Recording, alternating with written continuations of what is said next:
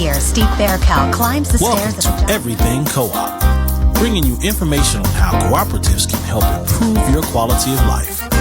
This show is being sponsored by the National Co-op Bank, NCB. The NCB is dedicated to strengthening communities nationwide for the delivery of banking and financial services for the nation's cooperatives, their members, and other socially responsible organizations. For more information on the power of community ownership, visit ncb.coop. That's ncb.coop. Now stay tuned for your host, Vernon Oakes. Good morning, everybody. This is Vernon Oakes. Welcome to Everything Co-op. This morning, our guest is Cynthia Pinchback-Hines. Good morning, Cynthia. Good morning. How are you? I am great. And you this morning? I am wonderful. Thank you for being here. Thank you for taking out time of your busy schedule to be here with us. I'm in Washington, D.C. The sun is up. It's warm. What part of the world are you in today? I'm in Cincinnati, actually a little north of Cincinnati in Westchester. It's nice. It's beautiful out. I think this morning I woke up 67 degrees. Wow. It's okay. Ideal. Fantastic. And you work for Co-op Cincy. What's your role there? What do you do at Co-op Cincy? At Co-op Cincy, my primary responsibility is that of racial justice educator and co-op developer, whereby I am the person who coordinates the activity for Power in Numbers, Black Co-op U. It's a Black-led business opportunity for businesses that are looking to become worker-owned cooperatives. So those that are already in existence and those that want to launch. They have an idea, not quite sure where they want to go with the idea, have an interest in cooperatives. And so we actually offer a training for that. It's 14 weeks. We call it a bootcamp. We cover everything from what is a cooperative to how are you going to make this thing work? All the business, financing, governance, just the gambit. So is this in person? How many times a week do people meet? That's an excellent question. It is not in person. And one of the reasons is because we want to make it accessible for people. We actually started this format during the pandemic. So it was easier to do everything virtual anyway. And we continue to do that. And the participants meet once a week. It's on a Tuesday evening for 2 hours. And throughout the week, there are assignments for them to work on so that we can make sure that they keep the information fresh and there's application or whatever they learn. So I got you, educator and developer. You educate in racial justice and you develop co-ops. Okay. Tell me a little bit about your background and how did you end up in this world? I mean, was that what you wanted to do when you were 5 years old or something? Okay, no. What I wanted to do when I was 5 years old was probably, I think I wanted to be a lawyer, perhaps, or a journalist. That was my interest growing up. However, because of my background and where I grew up, I paid a lot of attention to social justice. I grew up during those times of, Jim Crow ending, growing up in the 60s in the South. I could see all of the vestiges of Jim Crow, just live them, just not being able to try on clothes when you went to a department store or still having to go to the back door or seeing separate bathrooms and separate water fountains. And I was the inquisitive one. I was the one who was I was the one who was going to buck the system and try that water fountain anyway. And my parents were constantly having to, pull me in. But I also grew up in a very much social justice church, and it just seemed to stay with me. And I said to myself, if ever I have an opportunity to make a world where people are respected, who they are, and so forth, I'm going to do what I can. So where in the South did you grow up? Virginia, Danville, Virginia. Danville, okay. Mm-hmm. Okay, so I grew up in your backyard. Yeah, I grew up in Bluefield, West Virginia, so we were almost neighbors. Pretty close. Yeah. So I grew up in that same world that you just described. So yeah, I got it. And I did once with my grandmother go to the white fountain and drank out of it, and she hit my hand, but I couldn't read, so I didn't know. So I learned. Okay. Oh, I knew, but I was the precocious one. Of course, I went when my folks didn't know I was going, but yeah. And then, following that, I just, through my school, I went to Virginia State University undergrad, and I grew up at that time, too, where we made that transition to desegregate the schools. And I desegregated during my junior year. Didn't like it at all, not at all. And I was eligible for early graduation because I loved school so much before that I always went to summer school and took classes, in advance and so forth. So when they told me I only needed 3 hours to graduate, I elected to graduate after my junior year. Yeah, and this is high school. College. This is high school, right. So you went into high school at 15 college at 15 or 16? No, I was 17. I just turned 17. I just turned 17. And it was a good experience. I went to college, HBCU, which I wanted. And then after the HBCU experience, I wanted to do my grad work at a PWI, and only one, and that was the Ohio State University. And the reason I wanted to do that was because my mother she loved football. And for some reason, she loved Ohio State football. And I thought, geez, I could do this thing. My mom would really support it. Mm-hmm. And basically that's what happened. And when I went there, it was a different world. Learned a lot. What did you major in? Actually, it was going to be speech pathology, but that was a long story. It ended up being speech education because I actually applied to the wrong college.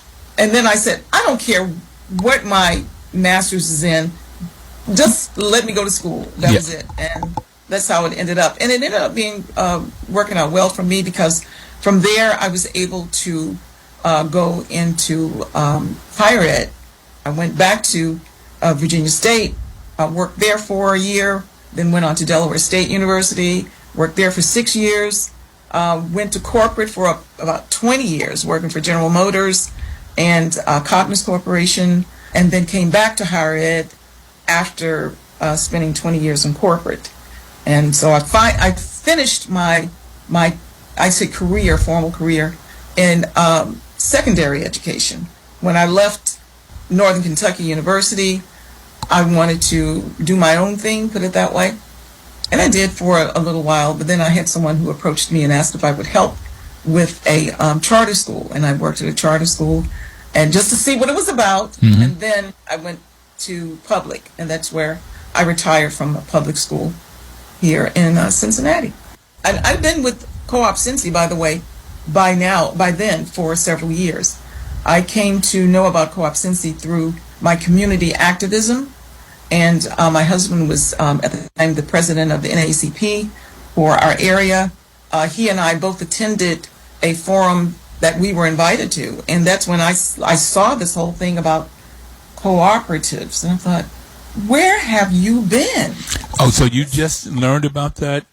You didn't know about co-ops in formal education? I know about cooperatives prior to Co-op Cincy starting. That's been about 13 years, at least 13 years now. Mm-hmm. So I was one of the first. I was among the first to be on the board. I was asked to be on the board. My husband and I both spent time on the board, Co-op Cincy, and I've been with them ever since. I just thought, why am I so late here, getting on board this? But I think what happened, especially with the 20 years in corporate, that was not the way they went. Everything was about capitalism, of course, making the bucks no matter what. So I've learned to appreciate the differences, and I've been on board ever since Co-op Cincy started, and don't plan to go anywhere. All right. So that history sounds similar to mine and many people that have been on this show, and that is through the formal education, don't know about co-ops, unless you were perhaps in farming. And one person was on, their parents were in a credit union. They were working in a credit union, and so he knew about co-ops early on. But most people don't know about co-ops until later in life and somehow stumble on it. And I stumbled on it because I was managing limited equity housing co-ops here in D.C. And I learned about co-ops and absolutely fell in love with the model, which I want to talk a little bit about with you today. And that's what you have found out about it when you say, where have you been? Well, let's just talk about it now.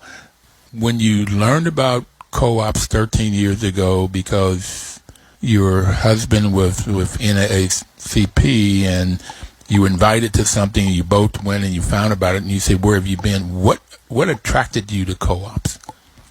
Well, the model, as you said, the idea that you could have workers own the company, collectively own and benefit from the work, well, of course, benefit from their hard work. The fact that there was decision making that they could do, the idea that you had an opportunity to create jobs for the community, being a community activist. I've seen over years, poverty and how our communities struggle. Now we're struggling as we did then too with housing, with jobs, with the economy, the whole thing. I could see this as being just a wonderful opportunity for us to address some of the ills in our community. And then, of course, as I learned more about it, going back through the history and thinking, this is the way we used to do things. I grew up in a community in Danville, Virginia, where I really did not have to step outside of my space, my community. That was, of course, all black because they had streets. I actually lived on a street where one side of the street, one half of the street was black, the other half was white. Black side did not have sidewalks, the white side did. Just that kind of nonsense that I grew up with. But we still had community. We had our little stores, we had a gas station, all black-owned barbers, of course, black-owned hair salons, black-owned shoe shop, just some basic things and people that we knew who had businesses. We actually had a black doctor that every black person I think went to, black dentist, but we had community and we built things and we saw all of this. All black schools, because we weren't allowed to go to integrated schools. So we had wonderful role models. In fact, my husband, who grew up in Youngstown, Ohio, when he went with me to a class reunion, it was an all-school class reunion, by the way. All-class reunion, put it that way. The school had closed, but all of the classes, now come together. He said, I envy you for having had these types of role models, because he met my former teachers. He said, if I'd had this, then I could have done so much more, that kind of thing. And I said, I felt blessed to have those types of role models, and some of them are still here. Wow. Well, see, it's so similar in Bluefield. We had one dentist, black dentist, one black lawyer, doctor. A black lawyer. We had a black pharmacist. I had a pharmacy. And then all of the different kinds of trades that you're talking about. We even had one guy, a black guy, that had a horse and stuff, and he would come by and plow up the fields and make the rows, and then we would come back and put the seeds and stuff in it. But our neighbor did the same. So, very much.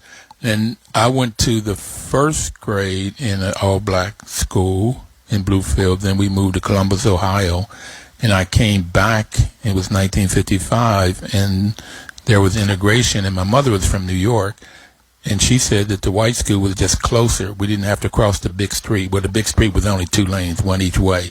Okay, but we didn't have to cross the big street. So she said she had been in school with white kids all her life, and so there was no issue for her. So we integrated in 55 in 3rd grade for me. And then there was the black schools and the white schools, and we stayed in the predominantly white schools all the way through high school. And we would go to the dances at the black school. Okay. And even go back for the reunions for the black school, which is everybody, all classes. And I think it was closed in the early 80s maybe, or 70s. I don't remember when it was, the black high school was closed down. And it's unfortunate when they combined the two, the black coaches and band leaders and all of that didn't get the jobs. They kept them with the white folks in the white high school. I mean, even though they were more qualified, because in Danville, they took the black principals and made them assistants under all of the white principals, even though the black principals were the ones who brought the accreditation and, more qualifications to the table. Mm-hmm. Yeah, there was racism in there. So you found co-ops 13 years ago. I think I found co-ops maybe it was 25 years ago. So I found them a little bit earlier than you, but create jobs. I wish I had found it earlier too. Well, I would have liked to have found it at 5, but own the members own and benefit from the co-op. They have their decision making. They have what I call voice, and they create jobs for the community. What about money, financial wealth? Right, generational wealth is what they can do as well. What they can determine, even what benefits they have, they can make decisions democratically, and that's what's great about it as well. So you can buy into it. And there are different ways to become a cooperative, by the way. There are different ways that they're set up. And we concentrate primarily on worker-owned because we believe that's the way that we can create, we can touch more people, expand what we know to the community, and be of greater service. And by the way, I am also responsible for co-op tours for Co-op Cincy. We have them once a month. It's usually the second or third, depending on what's happening, Friday of the month through the month of October. And when we tour 3 different locations, 3 different co-ops, worker-owned cooperatives. And typically we tour 3. The 3 are Shine Child Care Center, it's a nurture center, and then our Harvest, which is our oldest cooperative. And then the 3rd cooperative we tour is Sustainergy. All 3 of those co-ops are doing well. And even with our Harvest, which is a food cooperative, it's a farm of 32 acres that they have. But there's a farm that provides the community service boxes that people can come in and buy, on a weekly basis. They also set up different farmers markets throughout the communities, and then you can come to the farm and actually purchase. But theirs is a regenerative farm. And what I love when I go to these places is that when the workers talk to our guests, you can feel, you can hear the compassion and passion for the work, the compassion for the people whom they serve, and then the passion that they have for the work that they do. It comes through. I mean, we have people who've left corporate positions to farm, or they've left, again, that 9 to 5 where they now have to work almost around the clock, but they love the work that they're doing. So, and for me, that's always, that puts in my heart a spark that says there's hope for our communities if we can only spread this word and for people to see what they can do. Again, collectively. Sustainergy is another business that's doing quite well. They're into retrofitting homes to make them more environmentally friendly, and in some cases, of course, for people to save money as well, because they insulate homes. They also provide solar panels. They do the solar panels. They've just received a huge grant from the Department of Labor that they're working with, and they're looking to expand even beyond Cincinnati. And then, of course, there's the child care. We always need child care. I'm really proud of them because you had a group of people who decided that they would take on this child care business after the owner decided to sell to her workers. But the owner, thank goodness, had also reached out to Co-op Cincy and had been interested in the cooperative world for a while. And she had been through some of our training on the corporate management level. And she decided to sell her business to her workers if they were willing. And they were. And now they own again the business. And not only do they own the business, but they have bought the building that they work in. And they're about to expand as well. Now, one of the things that we do at Co-op Cincy is that we can help businesses with the financing. We can help provide non-restrictive loans with the financing, and that helps a lot. In fact, and when we hear from these various cooperatives we tour, they will tell us, and they will tell the guests, had it not been for Co-op Cincy, we could not have done this work. But they're speaking primarily because we also provide ongoing coaching for them, support however they need with other cooperatives. So we've expanded the network. And we do have a cooperative network now for the state of Ohio as well. So we're doing a lot of things. Okay. I'm back to the child care. Okay.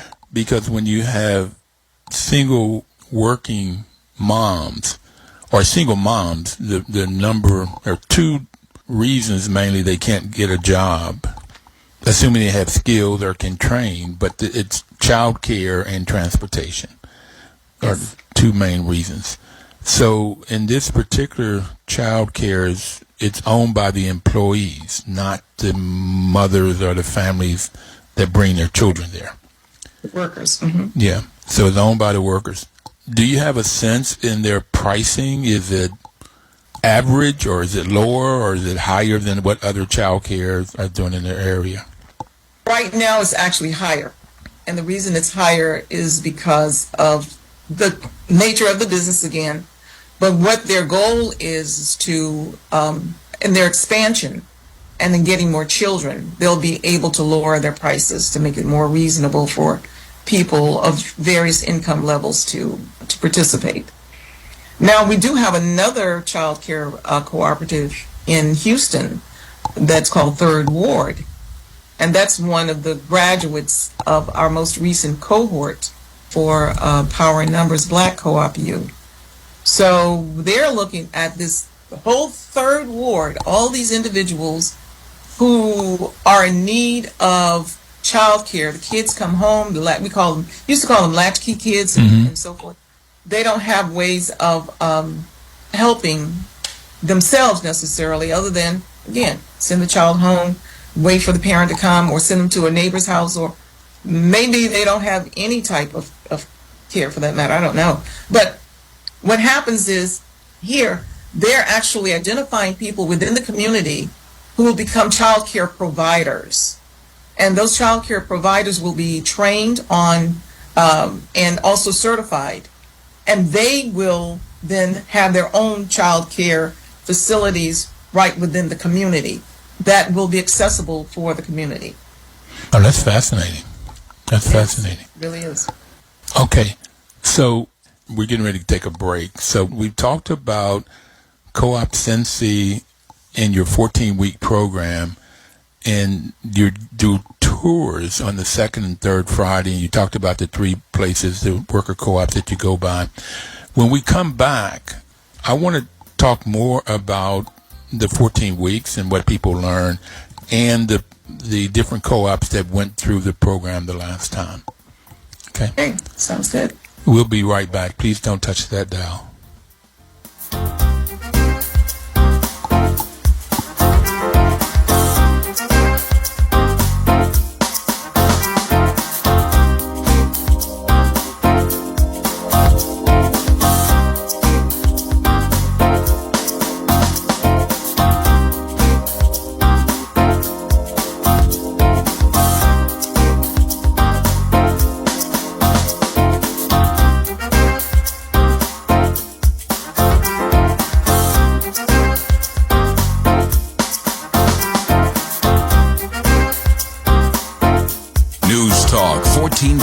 WOLAM, where information is power.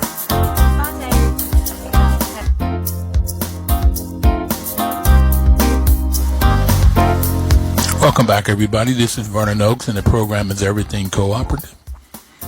We are talking to Cynthia Pinchback-Hines today. She's in Co-op Cincy. Cynthia, the National Co-op Bank has been our main sponsor. This coming October, we will be on air for 11 years. And NCB has been our main financial sponsor, and they've been extremely helpful in telling us, like I said, I knew about housing co-ops, and now I have a sense of all of the different types of co-ops, and they've been very helpful in giving us ideas of who we could have on the show and just help and be great cheerleaders. NCB's mission is to support and be an advocate for America's cooperatives and their members, especially in low-income communities. And you just mentioned in growing up, too often those low-income communities are Black, Brown, and Native American communities. And they do this support by providing innovative financial and related services. You had mentioned that you all help with financing of these worker co-ops. What organizations have you used to get that financing? We primarily use Seed Commons, which is designed similarly to NCB, but to do the same.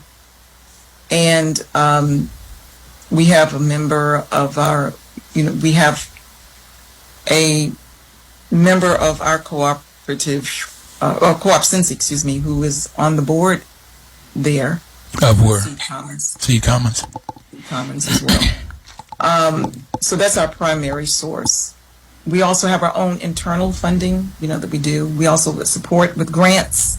We will support co-ops in writing grants, putting grants together. We do all that. Okay. So let's talk a little bit about the classes. And I just want everybody out there to know that Everything Co-op, we have created a worker-owned co-op.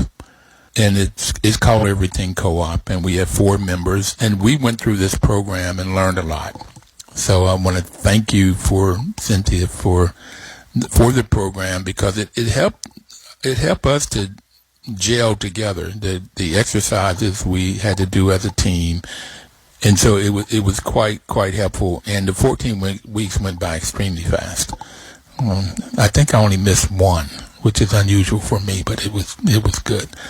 So tell people about how the program works and how they can get more information about the program if somebody out there has an idea of starting a co-op and they want to start it. You don't have to be in Cincy, as we'll find out when we go over the programs in the last cohort. You can be anywhere because it's virtual. But how does the program operate, and how can people find you? Okay, the program can be found on through our coopcincy.org website. You can go on there. You can look under the training section, and there's a section, the drop-down list for training. Then you will find power numbers, Black Co-op U. So for next year, we haven't put the application up yet, but there will be an application going up for our next cohort by the end of August. You will see an application out there. Wait a minute. Hold 1 second for me. So your webpage is coopcincy.org? Is that your webpage? Yes, Co-op Cincy. Okay. .org.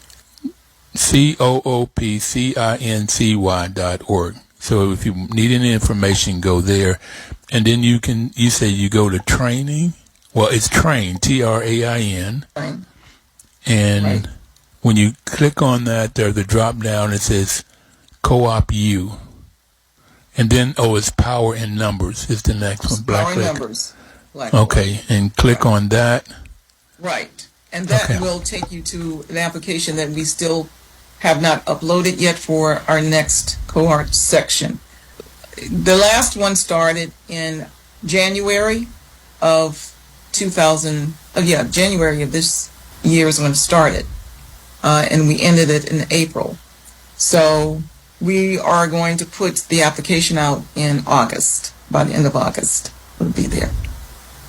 And what time frame does it go? Will it go from what to It what? will go, again, right now we're trying to look at our calendar, sync them, but you will see from, likely it'll be as it was this year, from the third week in January to near the end of April.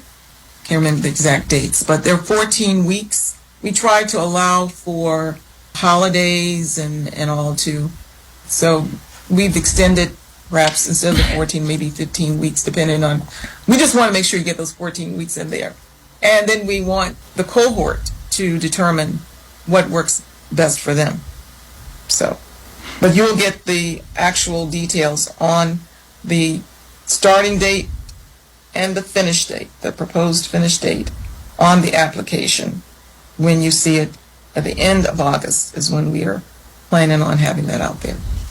Okay. All you have to do is apply, and you can just apply for it. We usually give a couple of months for the application process to be out there. In fact, we put it out in August. It's likely that we will take applications up through the end of October, certainly through the end of October. Yeah, mid-November, early October, mid-November. And all along, though, if you're applying, we're looking at the qualifications. There are criteria that you must follow, such as you need to have a business in mind. It really helps to know something about cooperatives, at least have an idea as to what cooperatives are about, so that you don't come into it completely cold and maybe even turned off because it's just too much information for you from the beginning. But I will tell you that as you apply, we also send you information that tells you what you need to do in the way of preparing for the training, if you were to be selected. So you apply, we respond to tell you whether or not, you're a candidate, a good candidate for it. And then we determine which of the businesses it can be a business. It needs to be at least two people, by the way, at least two people applying in this business. Co-op does not mean solopreneur. It definitely has to have at least a team, and we want people to build on that team. So is there a fee? Yes, there is a fee. The fee right now that we've set is $2,500 for the 14 weeks, and that involves everybody on your team. So it's one time, no matter what the size of the team, it's still $2,500. Now, we do have arrangements that we can make with Co-op Cincy. We do make arrangements for, paying the fee. It's not like everything's due at the one time. There can be a payment plan. And, of course, there could also be, sometimes we actually have scholarships, for teams as well. Okay. All right. So you can go to Co-op Cincy, COOPCINCY.org, and you see their main menu, and you click on Train, and the second one down is Black Co-op, and click on that. Black Co-op U. Black Co-op U. So last year it went from January the 16th to April 16th. I did that while we were talking here, so I did that. And the application deadline last year was December the 15th. It may be the end of November or November the 15th this time. But the application will be up in August of this year so right now you're only having one cohort a year. Right. Okay. And the class meets 2 hours per week. And it also has Cynthia Pinchback-Hines' email address. Okay. And a phone number. Okay, so there's a lot of ways that people can reach out. And that's just Cynthia at coopcincy.org. .org. Okay. So now I want to talk about Can you give you gave us one example of third ward that was in the last cohort? How many worker-owned co-ops did you have this past cohort this year? We started with 8 and we ended with 5 that actually completed. And that's how it works. It's worked that way ever since we've started this process. We had 8 who came on. 2, after the first couple of weeks, realized it was more than they could give, commit to, put it that way. And then the third, there were some changes in just the person, one of the individuals' personal life, moving and all that. So these things happen. Mm-hmm. But we ended up with 5 very strong co-ops. And one of the things I forgot to mention, with the training is that at the end of the training we have what's called pitch night, and there's a competition. And this particular co-op, the competition was awarded to the Southern Bee Alliance, which provides doula services. And this co-op is in South Carolina. And doula services would include prenatal care, birthing care, and then postpartum care as well. They're looking to, in a similar way as Third Ward, they want to identify folk who want to start have their own doula services, and they would be the ones who would manage all of the doulas, the various doula services. So it would be a co-op of doulas that would come together and work collectively on shared services. Shared services is another thing that's big within the co-op community, because that gives us an opportunity to make sure that there's enough funding that goes around to everyone and that people's resources are being used in a way that's efficient. So let's say doulas may come together and decide that they are going to, collectively put their monies in for an accountant to work for all 5, or collectively buy from a certain supplier. So that's the benefit that we see there. So we have before you move on, these doula services, what is the need for that? Why have that kind of a business? Okay, well, this particular doula, being that it's Black owned, they recognize the high maternal mortality rate for Black women. And I think one of the things that was convincing, even for the judges at pitch night, was that they came up with some pretty strong evidence that supports the need for having such services.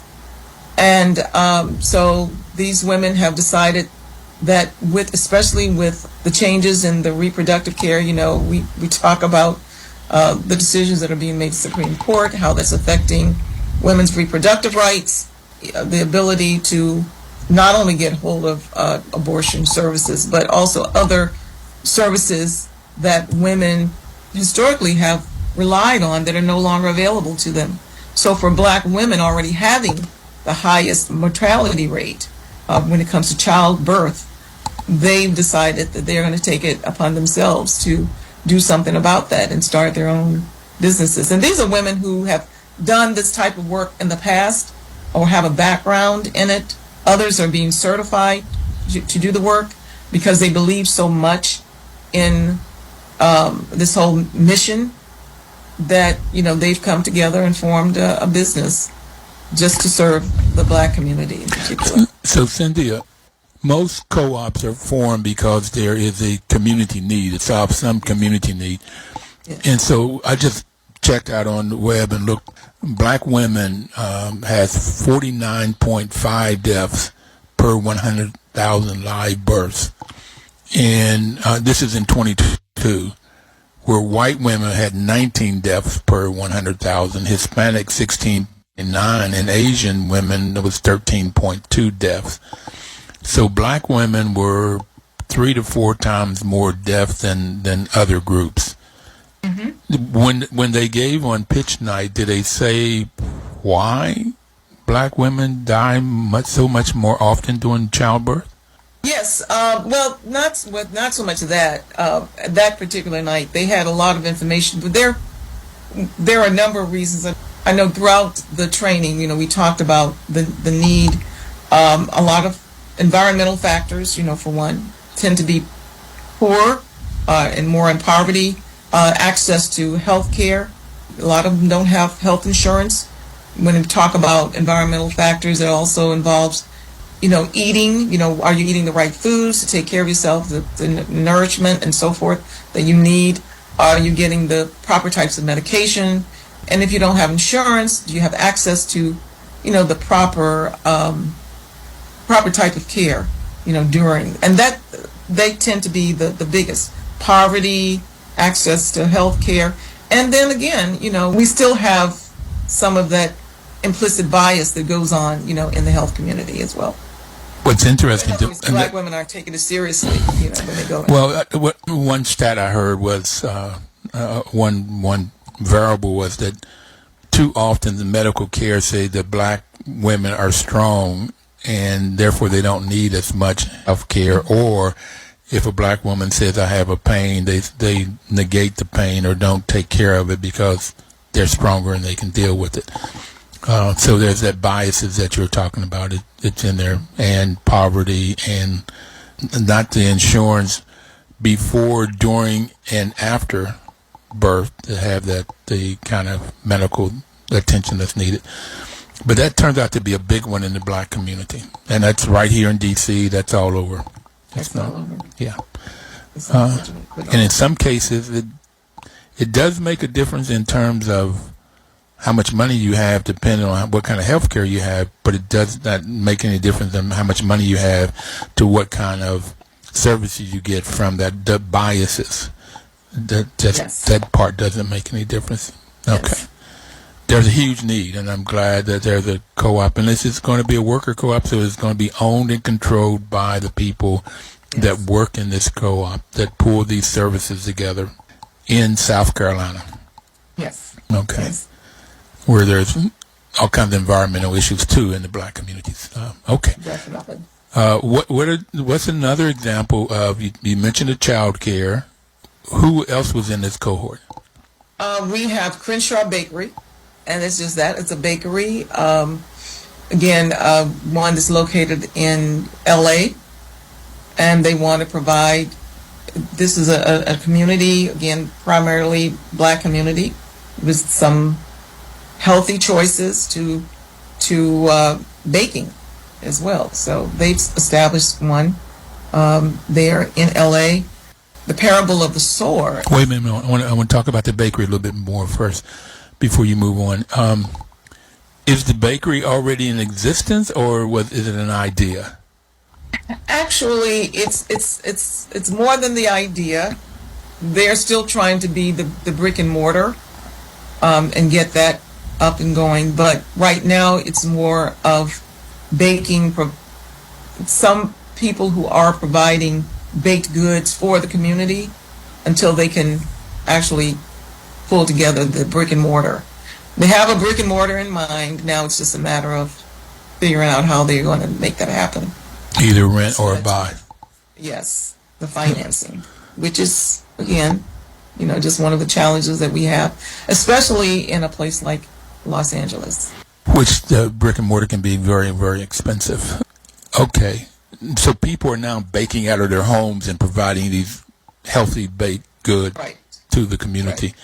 Right. And how many people were in that bakery? How many? It's a small cooperative. I think there are 3 or 4 people in that cooperative right now.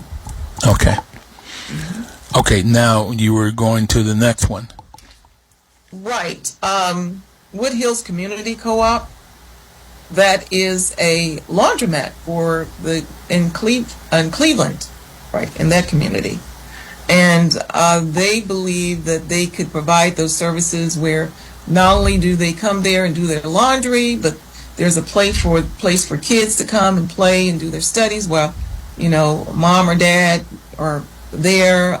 So they want to really make it a community place to not only congregate, do their laundry, but support community as well. And they've already started. they've started in Cleveland, and it's probably the largest co-op we've had. I believe this one has about 9 members in the cooperative, 9 to 12 members in the co-op. Okay. Now, will they do the folding services, or they'll just have the machines and people come in and bring in, they do their own? I really don't remember. I'm not going to speak out of turn here. I know that they're concentrating on making sure, the pricing for one, the machines are always running, and that they are providing a service that they would otherwise have to go way away and get. And apparently they've identified the need from all of the different apartment dwellers who don't have washer and dryers in their homes. And that's where they're pulling their information from, and their stats and their ability to maintain this business. Okay. So you've talked about 4: child care, bakery, laundromat, and a doula services. What's the 5th one? You said there were 5 that finished. Right. The 5th one is the parable of the sower. This is the one that honestly intrigued me most because it was the one that I had to wrap my head around. It's an intentional community in the Bay Area. So and I wasn't aware of just how dire things are in the Bay Area, but there's stark differences between the haves and the have-nots. Most people, when they hear about the Bay Area, they're thinking about all of these tech companies, the millions and billions that they're bringing in. But then there's the other side, the side that says, wait a minute, we can't afford, all of the price increases that have come about as a result of this high-tech industry now establishing itself in our backyard. So we have people who have advanced degrees, PhDs, people, all kinds of folk. Well, it doesn't matter who they are, where they are. But they're literally on the streets now, trying to find homes. Housing is just something that is not easy to come by unless you're going to do that collectively as well. So there is a community that's been started by a group of people who've had it, with the way that things have been going. And so they're establishing their own self-sustaining community of businesses, Black-owned businesses. Everything that you would see in the Black community in the past, you would see this in this particular community as well. The only thing that they need right now is the property. They're trying to secure the property to have it on, to do this. So right now they have parts of it meeting and established in a certain area. However, their desire, their hope, their dream is that once they get this land, and they're working through, trying to get through a land trust, some property, that they would have a community that we can look back to and say, hey, this is the model. This is the way we're supposed to do it. Again, self-reliant. They're looking at the Kwanzaa principles, self-determination, all of that, and they're looking at establishing a community of Black-owned, Black-led, Black everything community, that they don't have to rely on anyone from the outside to thrive, for that matter, because that's what they believe, is that we will thrive once we understand, we tap into our collective power and our collective wisdom, and we do this type of work. We will discover that we've had it all along. Now that we've tapped into it, let's just do it. So the hurdle to this one, though, is the land. And so creating a community land trust sounds like it's the right way to go. Right. And it sounds like they are creating a Tulsa, Oklahoma, where they have everything right there. And I don't know if you know, but when I took economics, they talk about the multiplier effect. When you have $1, how many times that dollar multiplies or moves in the community. And they talked about in the black community, normally it's one time. It comes in and goes out. It goes right out. Okay. In the white community, it's 5 to 7 times. They said in Tulsa, the dollar moved 32 times. I believe that. Okay. And that's why the wealth was so much created, because the money stayed right in that community. And you go get your hair done, that hairdresser goes to the store and buy their food. The person in the food place goes to the laundromat and get their, and it just turns that. Okay, fix your car, or in that case, it might have been buggies. So the money just stays there and turns, and you're just creating wealth.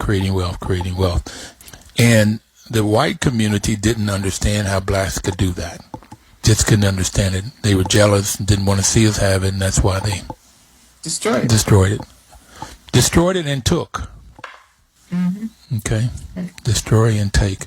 So that sounds extremely interesting, particularly when you add a community land trust to it, because if you want affordable housing, long term is to create a limited equity housing co-op with a land trust. Listen, we only have a minute to go, so what message would you like to leave people with? I would like to leave the message that, especially in these times, look to cooperatives to help save the world, to help save our democracy, that's for sure. I mean, run by democratic process. Your voice can be heard. You can share with each other. Not only just share your ideas, but you can share in the profits, as we create generational wealth. This is the way to go. And so I encourage you to just come to our website and learn more about us. Thank you. Thank you, Cynthia. Thank you so very much for being on. And everybody out there, we'll see you next Thursday. Please live cooperatively. Thank you.